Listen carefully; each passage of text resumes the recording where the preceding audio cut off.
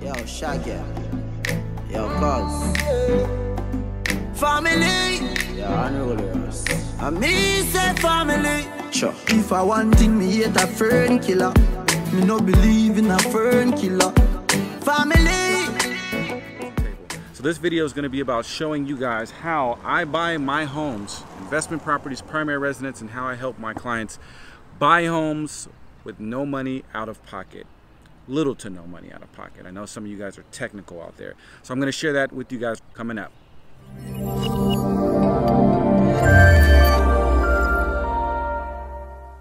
In Riverside, California. It's a beautiful sunny day.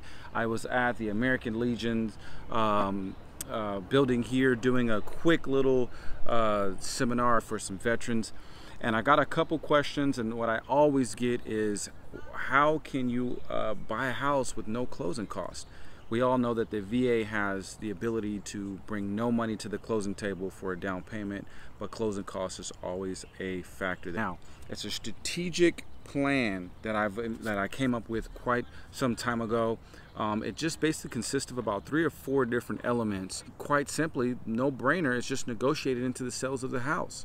So if they're asking $300 for the property, say you have $15,000 worth of closing costs, well, what you would do is you would negotiate that into the sales of the price. You would either offer the $300,000 with them paying that $15,000 toward your closing cost, or you would negotiate it down to $280,000, and when they agreed upon selling the house to you for $280,000, you would then come back and say, okay, well, let's move the price back up to $300,000, and I want you to contribute that $15,000–$20,000 toward my closing costs.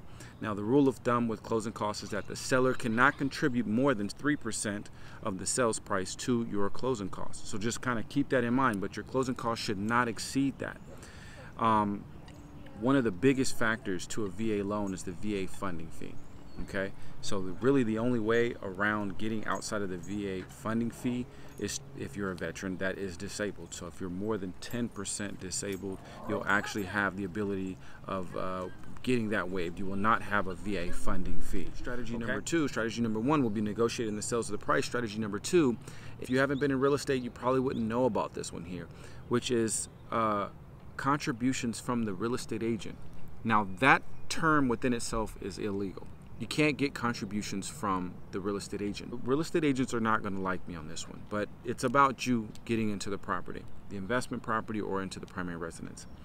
What you have to understand is that whenever you buy a house or whenever someone sells a house, they put anywhere between 4 to 6% commission up out of the sale of the house to pay that agent for selling the house.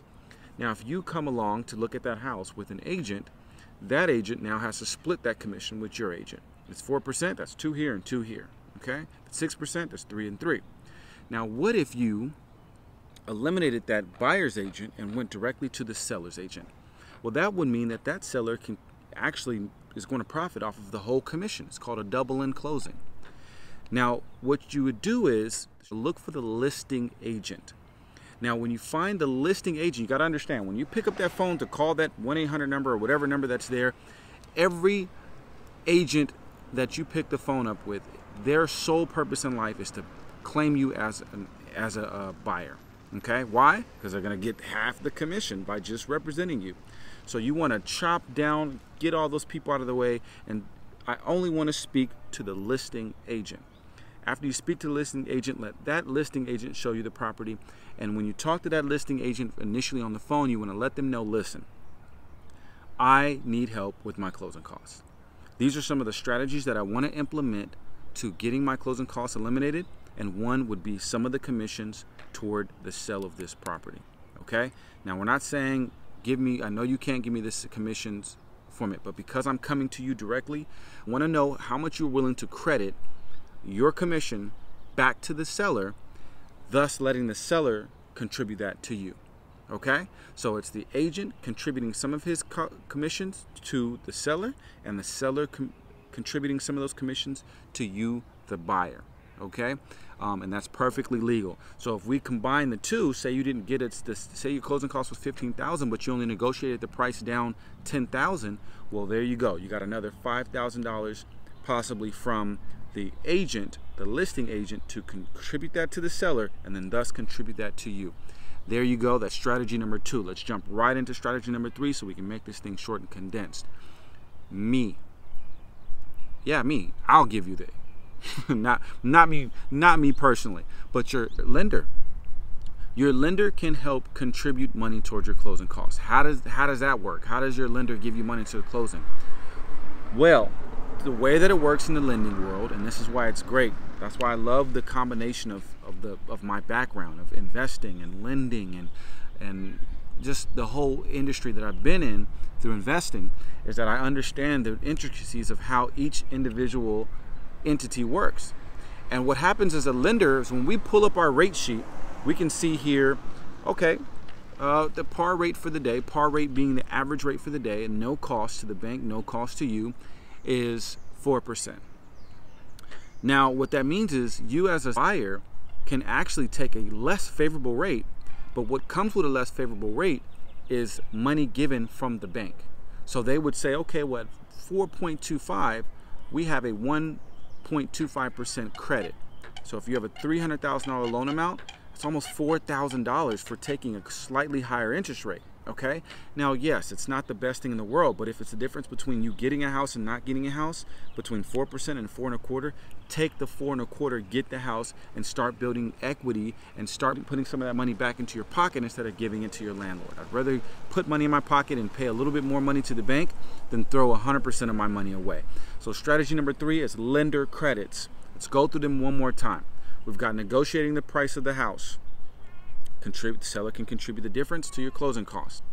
We've got agent credits. The agent can credit some of his commission to the seller of the property. The seller can contribute some of that to you, the buyer. Then there's 3 lender credits. Me, the lender. The lender can credit you for taking a little bit more of a higher of a favorable rate, can credit you that. You combine those 3 together, there should be no reason why you, the buyer, should have to pay any closing cost out of pocket. If any, very bare minimum. $500 to $1,000 maximum if you can do this right.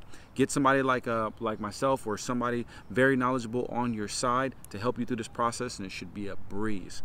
Hope this was helpful. Hope these tips were good information for you. If it was, please like, subscribe, and share. All of that would be very appreciated.